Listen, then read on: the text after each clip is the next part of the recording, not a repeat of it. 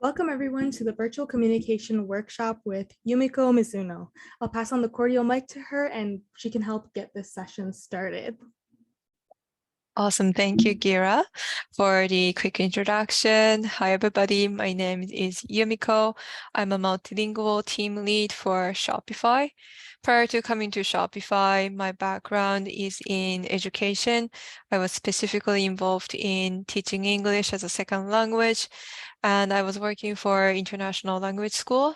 I did a bit of teaching, bit of school admin, and with a complete change of in the story, now I end up here. But I'm still using the skills I learned, like facilitation skills, coaching skills at my current job as a team lead. So today I would like to share a little bit of what I learned being at Shopify about virtual communication so that you can be better prepared to communicate virtually. So today we will go through the following objectives. First, we will review the difference between virtual communications and face-to-face communications. After COVID is slowing down, a lot of the world has reopened and a lot of communication is back to face-to-face. Having said that, people learned that virtual communication is an option, and I think there will be a lot of virtual communications in your life, school, work, so it's definitely a good skill to learn. And virtual communications, if you're fluent with it, it just opens up a lot of horizon because you're not limited to where you are physically located. You can look for different school options, different work options. So we will first start from learning why virtual communication is different and what's special about it. From there, we will move on to some skills that are associated with virtual communications. And as we learn the different types of skills, we're going to also look at how to develop those skills in your day-to-day. So first off, we will discuss what's so different about virtual communications compared to face-to-face communication. And if you're watching this recording, you can think to yourself, maybe what's so different? Or I might actually ask Gira in the room if you can maybe type in or unmute yourself and share your thoughts around this. That'd be awesome. Around what virtual communications is? Yeah, like what do you think is different about virtual communications? Well, I think it's the virtual part of it, the part that's like the online, and yeah, that's what I think, because I think if you think of communication, you would usually think of it physically, but I think that's the difference between virtual and just communications. Definitely spot on, really good point. And yeah, it definitely, all the differences I have listed is really around the virtual nature compared to the physical presence. So what that means is there's a clear lack of body language. For example, I'm actually quite an expressive speaker. So when I talk, my hands are usually moving as I speak, but you cannot see that right now because the view is limited to neck above. So I'm limited to my facial expressions only. And sometimes with body language, you can tell if somebody's feeling really tense, somebody's relaxed, those kind of the feelings, the feels you get when you are in the same room with somebody, you don't necessarily get that from virtual communication. Or if, let's say, by any chance my camera was broken and I didn't have my camera on, then I'm really limited to what I can hear only. So body language, non-verbal cues is a limited portion in virtual communications. But that is not to say that virtual communication is in any way inferior to physical face-to-face communication. For example, virtual communication allows you to communicate asynchronously. For example, I have some colleagues in New Zealand, Australia, Japan, Ireland.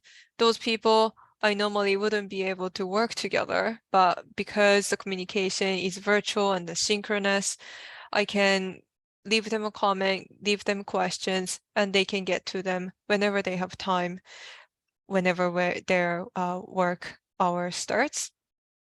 The only problem with that is if I have a semi-urgent question, to, let's say, somebody in Ireland. They start their work day something like 12 hours after my day's over. So I know I won't get the answer I want for 24 hours. So there is a limitation, but it also opens up a lot more opportunities. And virtual communications has a lot of different tooling options. Face-to-face communication, your presence is required. So oftentimes it's just about where you are physically, can be like a office space, study room, but basic tool is your presence, and that is not really going to change much. But with virtual communications, we can use virtual meeting tools like Zoom, or I can maybe record myself and share video with somebody if I find that facial expressions really or nonverbal cues really important. Or if it's something easy enough, then we have tools like Slack that allows us to communicate fully online just over message. So there are different tooling options out there that you can utilize depending on what you are talking about. So that's how virtual communication is different to physical face-to-face communication. Because it's so different, the skills that are needed for virtual communication become slightly different too. So today we will focus on 4 main skills that I thought would be very important for virtual communications. We'll start from time management, active listening, empathy, and we'll finish off with critical thinking. So we'll start from time management. And time management, according to Wikipedia, where a lot of great knowledge is, it is defined as the process of planning and exercising conscious control of time spent on specific activities, especially to increase effectiveness, efficiency, and productivity. Here, what's important is it's a conscious control of time. So it's different from you wake up and just do one thing that just caught your attention, do that for however long you would like, and then move on to the next activity. I'm sure you had one weekend day where you started doing something, it's 12 at noon, you really get into it, and by the time you looked up, it's already dark and it's 5 p.m. That's not a really conscious control of time. So what's really special about time management is you are consciously choosing when you're doing what and how long you're doing that activity for. And that is really the aim is to increase your efficiency, effectiveness, and productivity. So that is why time management is different from just spending your day. So how does time management really help you? It helps you to, first of all, prioritize what's most important. Sometimes if you have a lot of assignments on your plate, I think it's easy to go, I definitely do this or have done this too. It's easy to just go to whatever looks the easiest or whatever is the shortest. But those easy things or short and quick things are not always the most important one. It's usually the other way around. If you have a really big assignment, that's usually most heavily weighted, and those things you cannot get it done overnight, and you need to make specific day and time for those big assignments and slowly get through them. So time management will allow you to prioritize those things, and you can get the most important things done effectively. And because it's very organized and controlled, it will allow you to achieve more goals too. If you're just doing what seems easy or without really any solid plan in place, maybe you don't finish that big assignment on time, or maybe you miss a few things, but because you have prioritized things and you are spending your time wisely, you end up just doing more too. And what that also helps with is you can have a better balance among work, school, and life. If you are not really organized and you're just doing things here and there, maybe you find yourself finishing an assignment 11 p.m. at night. And at that point, you probably should just go to bed. And maybe you had a book you wanted to read, but that has to wait. But if you have a better time management, you can really set a clear goal that you're going to finish this assignment by 7 p.m. And that leaves you a couple hours of time for yourself. So it leads to a better work-life, school-life balance. And what it also means is you will have a better understanding of your own capacity. Especially when you are a high achiever or strongly motivated, when there's a new opportunity, new project, new something comes up, the easy thing to do is, yes, me, I can do it. But if you're already at your maximum capacity, maybe that additional thing that you said yes to, maybe that's too much. And when you have too much going on, then you end up finishing everything with lower quality. So by knowing your own capacity, time management will allow you to be nice to yourself and also nice to everybody else involved as well. So those are how time management can really help you with your life.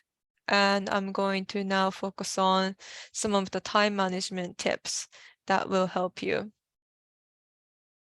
First of all, just like I said, if you think you have too much going on, it's totally okay to say no.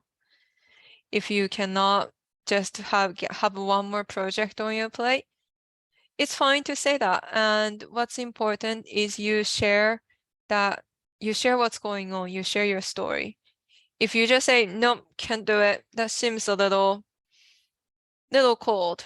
But if you open up and say, hey, look, I have this big assignment due this weekend and I'm really slammed with it. I have no other time I can find. That's all I've been doing for the past 2-3 days.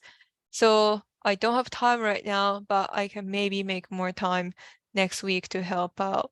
With that little backstory, people will always understand, and it becomes easier to say no. And similar to that, if you need to ask for help, it's totally okay to ask for help. There's absolutely no shame in asking for help. Some assignments, school assignments might have to be submitted individually. But even in that situation, I used to have a study group at my university, and we always used to help each other through the assignment. And it's totally fine if you have too much going on. Just be honest, just say it. And it's totally okay to ask for help. If you could one day find time to help the other people instead, that'd be awesome. But it's that openness, that honesty that really count. And finally, really listen to what works for you. There are a lot of time management advice tips out there. Some will click with you, others just won't. People are different. Time management, productivity will look very differently to person. So you don't have to do things certain way only because everybody else is doing it that way. You can follow your instinct and just try whatever works for you. What is important is you're being open-minded. If somebody says, oh, this is how I do things and it works well for me, and if that sounds interesting to you, maybe give it a day or two and see if that really clicks with you too. And if it doesn't work out, scrap that and you can go back to your old routine.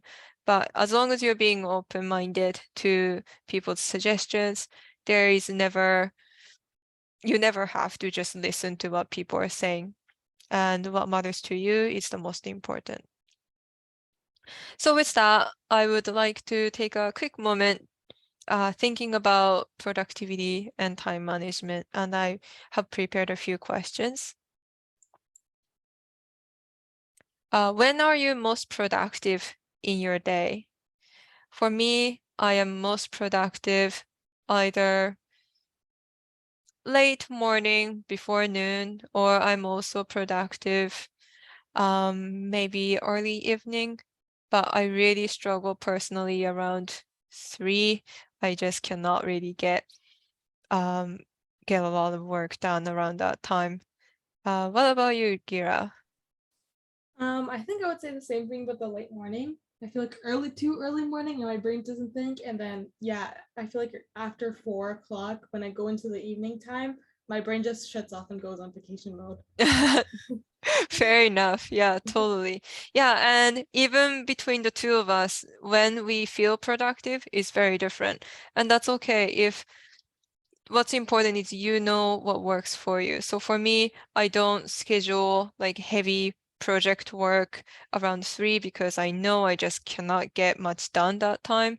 So if there's like a workshop recording I can watch, I might schedule that around 3 because that's just enough for my brain. But if you have a different routine, different productivity time for you, yeah, you just work around it.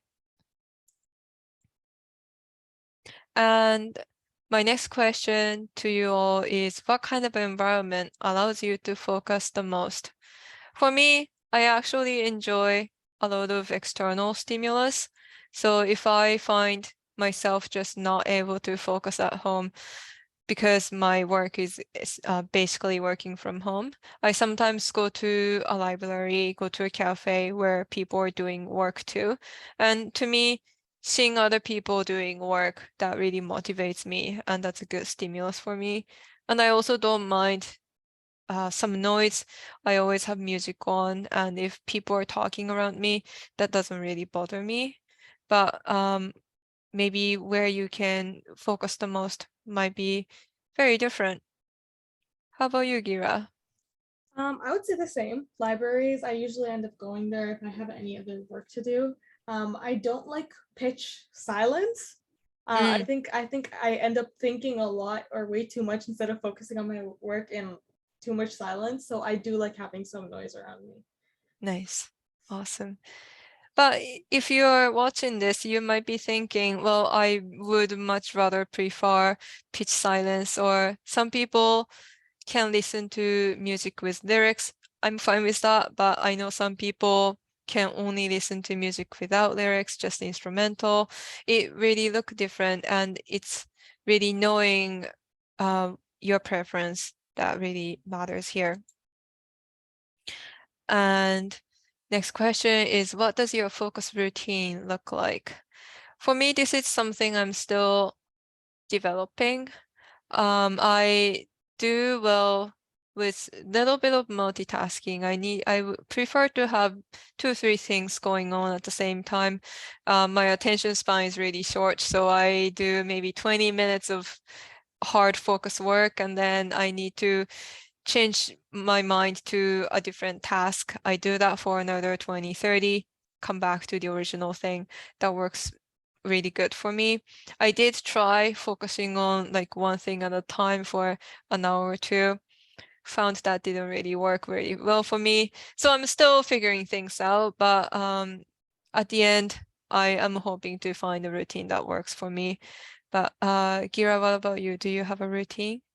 I feel like yeah, it still haven't worked for me, but something I definitely like doing is my breaks. If I have a break between my work, I like going outside just because either if it's like grabbing bubble tea or just doing something else that takes my brain away from actually doing work, then Yeah, yeah, that's definitely. something that helps me.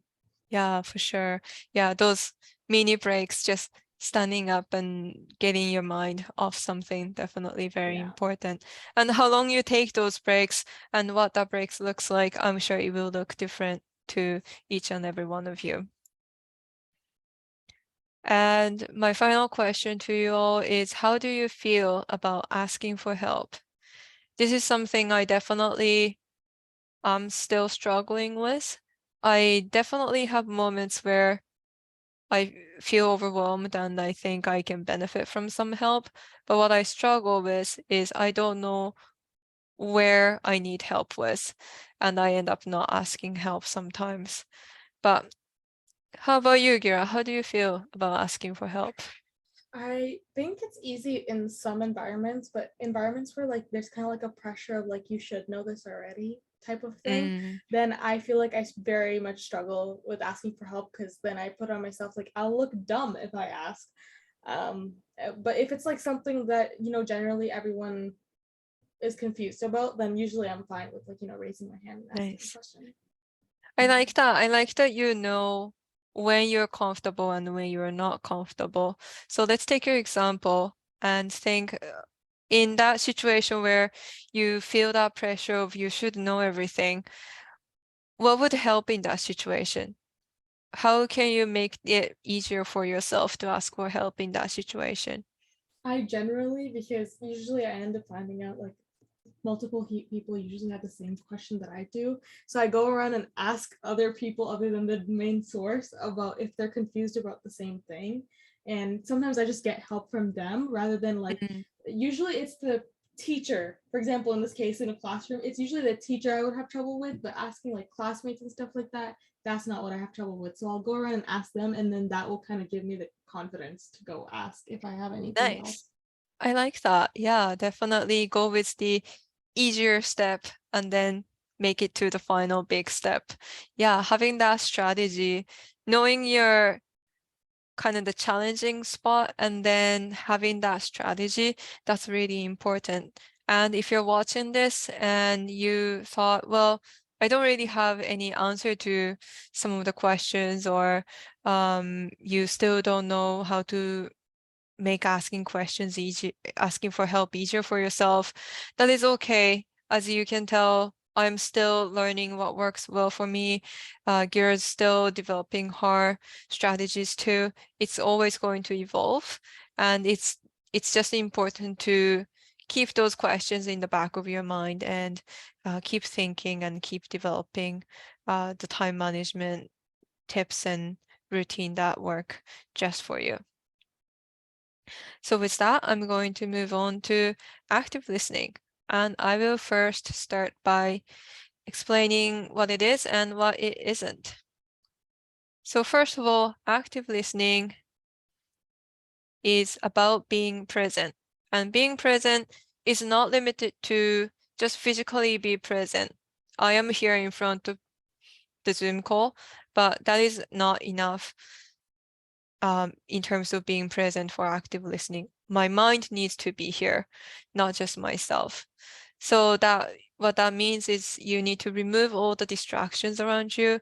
Maybe it's you have your cell phone in front of you with screen facing up, and you can see new message notifications coming in, and your mind goes, oh, who's messaging me? And your mind goes there. That's a distraction. Or maybe if you are a little hungry and you're thinking about what I should eat for dinner today, and if that's on the back of your mind, then that's also a distraction. You're distracted to be mentally present in the room where you should be listening. So removing those distractions and being present is a very important first step of active listening. And it's also important to show curiosity. And what that looks like, it might look like asking questions, asking for the speaker to elaborate more, show that you want to learn more, you want to listen more. That's a great part of active listening. Another very good tool of showing curiosity is paraphrasing.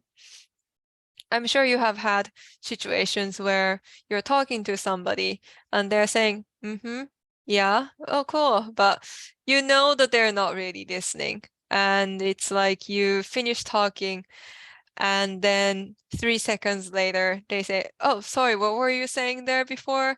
And the whole 5 minutes you spent talking to this person is now wasted. So paraphrasing shows that you repeat back what they told you, but in your own words. So you really show that you understood them, and you really show that you listened, you truly listened. So paraphrasing is another strong tool to show curiosity. And final piece of active listening is it's not limited to just what's being said, but it's actually beyond those words. So it's about reading the nonverbal cues that the speaker is sending. If they look happy or if they look sad, do they look frustrated? Do they look tense? Those nonverbal cues that you can catch. And in virtual communications, it's definitely much harder, but trying to catch those little emotions little cues, non-verbal cues that you can catch. And not just catching those, but also using those yourself too. If somebody's sharing a story, try to nod along the story to show that you understand them. If they're sharing a funny story, you can go ahead and laugh, even if you are muted and they cannot hear you laugh. Mirror their emotions too. So if they are excited about a story, get excited with them too. If somebody's sad about something, be sad with them too. Those nonverbal, what is communicated beyond words, that's also a very big part of active listening. So next up is what active listening is not about. It's not a place to be judgmental. Sometimes when you hear a story and you might be thinking, that's not how I would have reacted. That's not what I would have said. Fine to think that, but it's not a place to judge the speaker based on what they said. It's about accepting it. It's about being patient with it. Similar to that, it's not a time to give advice unless you are allowed to do so. I think it's easy to go, I would have done it differently, and here's what I would have done. This is my strategy, and share your own advice, which is fine if the speaker is willing to accept those, but it's important to first ask for permission. It's important to first ask. I had some thoughts around what you said. Is it okay if I share? That little question really gives the autonomy of that conversation to the speaker, and that's an important part of active listening. Final piece relating to that is when you are on the listening end of active listening, the conversation is not about you. Maybe you know somebody who always tops up your story. If you share something, then they go, oh, I had something similar and even crazier happened to me too. And suddenly you thought it was a conversation about you, but you're listening to another person's story all of a sudden. But active listening is not a time to do that. When you are on the listening end of active listening, they have something they want to say and you're here to listen. So you hold that judgment, you hold that advice, and you hold something you would like to share about you, and really be patient and listen. That is the importance of active listening. And I did plan a little exercise to try it ourselves. The idea was to put you in great breakout rooms and ask you to talk about your Christmas tradition, because Halloween is over and I can officially talk about Christmas now. And there I was going to ask you to do two things. One is to ask minimum 2 questions to the speaker. And those questions would look like asking open-ended questions. So it's not a question that can be answered by yes or no. So instead of asking, did you have a good Christmas? You can say, how did you feel last Christmas? How much did you enjoy last Christmas? You can ask open-ended questions. Why did you have so much fun last Christmas? Those are open-ended questions that will bring out more from a conversation. I was also going to ask some paraphrasing as you listen to the story. It might look something like, oh, so you just told me that your family goes to a forest every Christmas Eve together. What do you do there? Often paraphrasing is a good way to segue into your open-ended questions and really get the conversation flowing. But for the sake of time, and as it's a small group today, I will leave that exercise to your own time.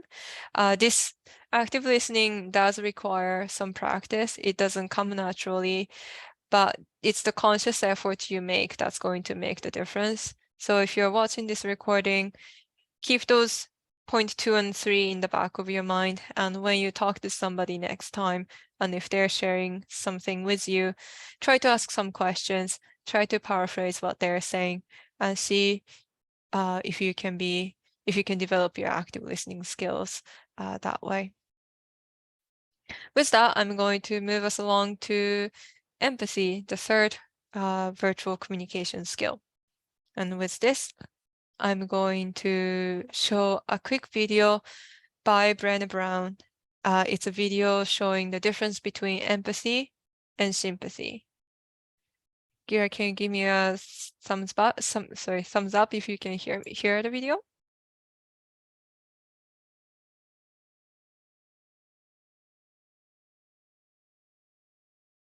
You can't hear it. I can't hear it.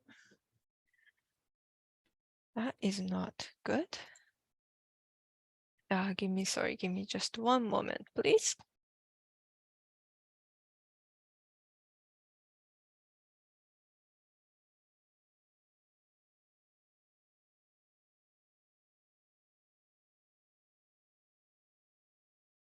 Oh, I know why. I know why.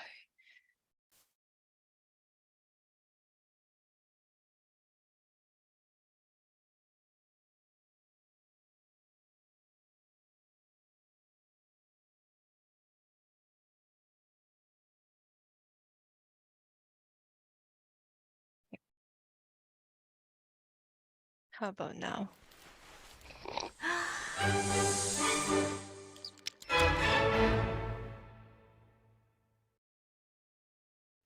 So what is empathy, and why is it very different than sympathy?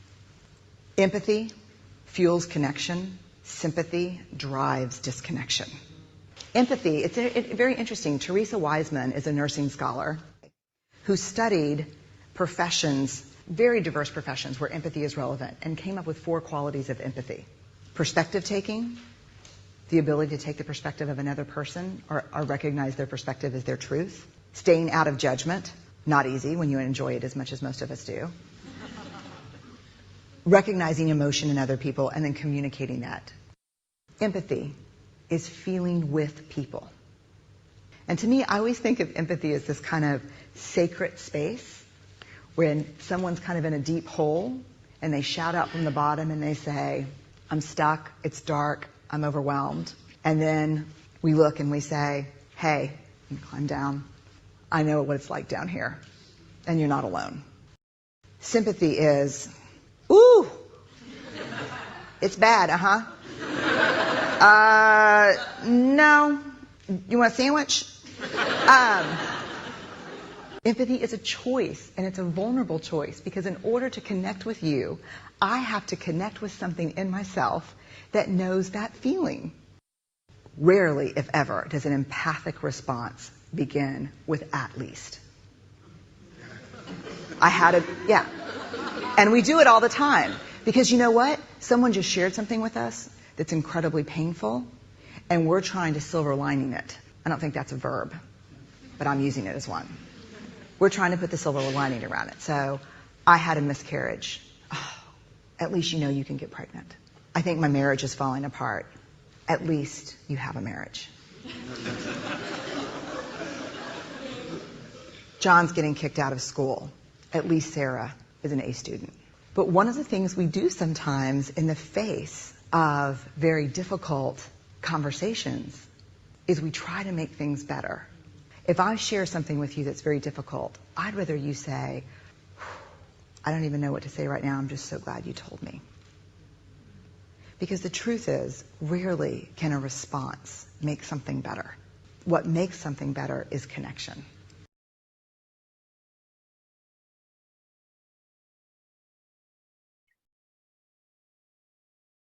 So now we know a little bit about what makes you empathetic, not sympathetic.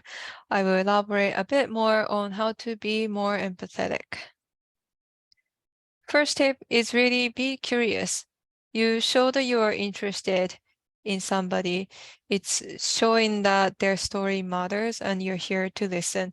That is a step 1 of being empathetic. And it's also really important to try to relate to them. Try putting yourself in their shoes and try to think, what does that feel like if you were in that situation? But sometimes you don't feel the same emotions that they're feeling because you're different. And that's okay. If that happens, try to focus on how you're similar, not how you're different. Maybe your emotional reactions are different, but maybe you can relate. Yeah, that does seem like a tough situation. Maybe you can relate that much and try focusing on that similarity that allows you to be more empathetic even when you cannot totally relate. And the final piece is show that you care. When you're not fully there and it gives off that impression that their story doesn't matter, that is very discouraging. But if you show that you're here for them, you care about them, that really comes through, and that's a great way to be empathetic. And in virtual communications where you don't necessarily see each other face to face, showing this empathy is really important piece to build a relationship. So finally, critical thinking. So according to skills you need, critical thinking is the ability to think clearly and rationally, understanding the logical connection between ideas. Seems pretty simple and straightforward, but I will show you this little video about 5 tips to improve your critical thinking.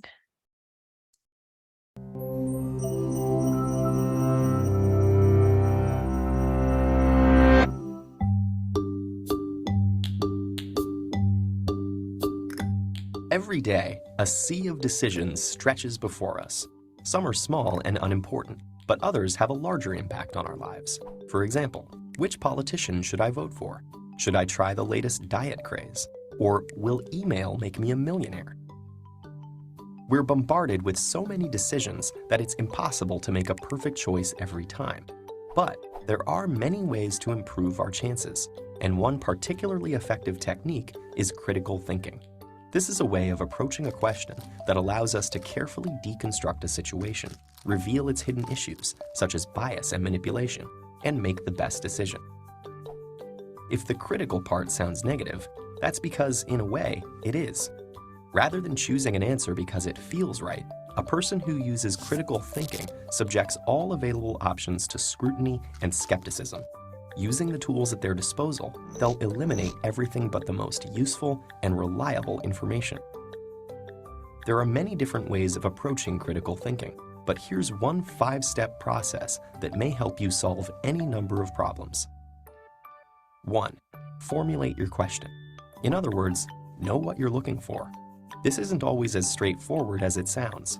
For example, if you're deciding whether to try out the newest diet craze, your reasons for doing so may be obscured by other factors, like claims that you'll see results in just 2 weeks.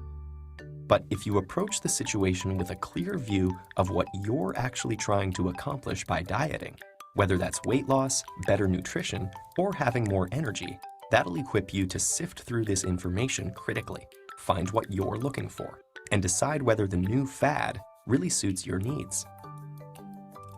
2. Gather your information. There's lots of it out there, so having a clear idea of your question will help you determine what's relevant. If you're trying to decide on a diet to improve your nutrition, you may ask an expert for their advice or seek other people's testimonies. Information gathering helps you weigh different options, moving you closer to a decision that meets your goal. 3. Apply the information, something you do by asking critical questions.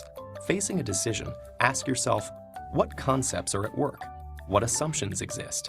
Is my interpretation of the information logically sound? For example, in an email that promises you millions, you should consider, what is shaping my approach to this situation? Do I assume the sender is telling the truth? Based on the evidence, is it logical to assume I'll win any money? 4. Consider the implications. Imagine it's election time, and you've selected a political candidate based on their promise to make it cheaper for drivers to fill up on gas. At first glance, that seems great, but what about the long-term environmental effects? If gasoline use is less restricted by cost, this could also cause a huge surge in air pollution, an unintended consequence that's important to think about. 5. Explore other points of view. Ask yourself why so many people are drawn to the policies of the opposing political candidate. Even if you disagree with everything that candidate says, exploring the full spectrum of viewpoints might explain why some policies that don't seem valid to you appeal to others. This will allow you to explore alternatives, evaluate your own choices, and ultimately help you make more informed decisions. This 5-step process is just one tool, and it certainly won't eradicate difficult decisions from our lives, but it can help us increase the number of positive choices we make. Critical thinking can give us the tools to sift through a sea of information and find what we're looking for. And if enough of us use it, it has the power to make the world a more reasonable place.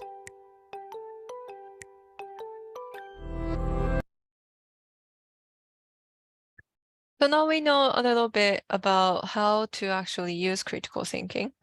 So I had a little exercise to try it out, and I might ask Gira to try this with me on this one.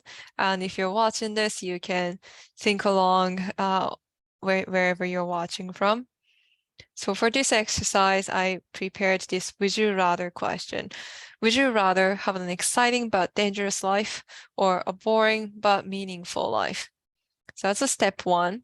I would like to start from defining the question. So Gira, to you, what does it mean to have an exciting but dangerous life? I would say exciting as in things that you want to do, things that I guess make you happy, and dangerous I would consider as life-threatening. And then for boring but meaningful life, I guess boring would be like just day-to-day activities, not really doing much that gives you a lot of happiness, and meaningful as in like when you reflect the end of your life, you realize that there were many good things that happened, I guess. No, it's totally fair. I like that. I like that definition. And I'm pretty much aligned on what you described for the definition piece. So now that I'm clear that we are on the same page, I'll ask you, Gira, which is your initial choice? I think my initial thought was exciting but dangerous life, just because we have one life, so like why not make it the best? Like that. My initial thought is actually boring but meaningful life, so we can explore that a little bit. So, Okay. Gira, if you were to have an exciting but dangerous life, what could that mean? That could probably mean either getting in trouble a lot or maybe even getting your life cut short, because it is dangerous. So there are the cons of having that exciting life. Fair enough. Yeah, for me, the boring but meaningful life, I would expect that there are days that I'm thinking, what am I doing here? And days might feel longer on some days, but I might get, towards the end of my life, I might reflect back and think, you know what, it was a good life. And yeah, compared to exciting but dangerous life, I might live longer for a boring but meaningful life. But so for you, who would select exciting but dangerous life, if you were to think from the other side, what do you think is the appeal of boring but meaningful life? I think like just based off of what you said as well, the ending part, I feel like just feeling fulfilled at the end of your life, that meaningful part, I think that just makes everything that happened in the past all worthwhile. It just makes the past all worthwhile. Nice. And for me, who would select boring but meaningful life, I would think that exciting but dangerous life, yes, it might come with a lot of danger and there might be some harm to it, but the excitement, that adrenaline rush that you get, that's probably something that a boring but meaningful life would not really bring. So maybe I might not have many cool stories to share, but exciting but dangerous life, you probably end up with a lot of real cool stories, really special memories you end up with. But I definitely think after hearing the boring but meaningful life part, it's not as bad as it first thought of it to be. Nice. Yeah, so you might not, I personally think I definitely see the appeal of exciting but dangerous life more, but I might just stick to boring but meaningful life. And the point of critical thinking is not to convince anybody or convince yourself the otherwise. The importance of it is just so that you have just checked every possibility, you have seen the full picture, you have thought about things holistically. That is why critical thinking is important, and that's how critical thinking can help you. So if you did this exercise with us and you stuck to your initial selection, that's totally fine. But I hope you were able to see the appeal of the other side as well. So with that, we have gone through all 4 of the skills associated with virtual communications. So I would like to finish off with some FAQs that I thought might be useful. Sometimes I'm feeling under the weather and I cannot be as empathetic as I could be. What should I do in that situation? I think that's totally fair. Not everybody has an amazing day every single day, and if you are just not quite there, I believe the important thing is that you are being honest about it too. Somebody else might be having a difficult day on a Zoom call, and you can say, hey, thank you for sharing. I was actually feeling similar way. I was also feeling under the weather, but for a different reason. I do not have an immediate solution for you right now, but I know how you're feeling. And the important thing is that try to keep that balance of you're relating to them, but you're not making it about you. You just show that you are on the same page with them and you can relate to whatever they're feeling. So you do not have to be that energetic, happy person to be empathetic. There are ways to show empathy no matter where you are in your day. And another thing I thought of is logical thinking doesn't come to everybody. Maybe it's not your thing. And how can you be good at critical thinking if you struggle with that logical thinking? And I think that's the beauty of people. Everybody's different. Everybody comes with different strengths. So if logical thinking is not your thing, maybe you are more of a creative type, that's totally okay. That's why peer support comes in really important. If you are somebody who have a lot of creative ideas, but might not have the best logical thinking mindset, then find a peer who can help you with that logical thinking piece. Maybe there's somebody in your class that is great at asking questions. If you can get together with somebody like that, and if they can help you with asking lots of good questions, and you can come up with a lot of creative ideas, then you two make a great critical thinkers together. It does not have to be you do everything on your own, just like anything else. It can be done as a team. So if you bring different value, maybe you are a great organizer, maybe you're a great creative thinker, whatever you bring to the table, it's totally okay. You can always fill each other's gap and be better at everything together, including critical thinking. And the final piece is, what if I just don't agree with what somebody is saying and I find it really difficult to relate? How can I still practice active listening and empathy? That happens. People are different. There are some people with strong beliefs that you just don't agree with that are so different to the point where you struggle to relate to. And that's okay. All we can ask each other is you do the best and you hold your judgment. So somebody might have a very different opinion to you. Just try to think that is an opinion and it's okay you don't agree with, but try not to say, I don't agree with your opinion and that's not right. That is not your place to say that for the most part. So try to hold that judgment, try to hold that advice, and see if there's anything that you can find as similarities, not difference. Even when people are so entirely different with one view, maybe there's something you can still connect with. So looking for that similarity, looking for that connection, and just thank them for sharing their opinion. And you do not have to say, I agree with you. That's not the goal of conversation oftentimes.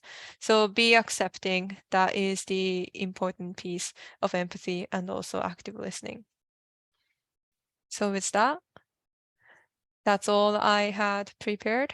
And thank you for watching this recording in your busy school life. And if you have any questions, please feel free to reach out to me. I'm in the Slack general channel for Stemming Up program. Thank you for listening. Thank you so much, Yumiko. I learned a lot during that presentation, and I think the stuff that you talked about is also something that can also be applied in real life too. And they're soft skills that transfer everywhere. So I really appreciate it. Thank you so much. Of course.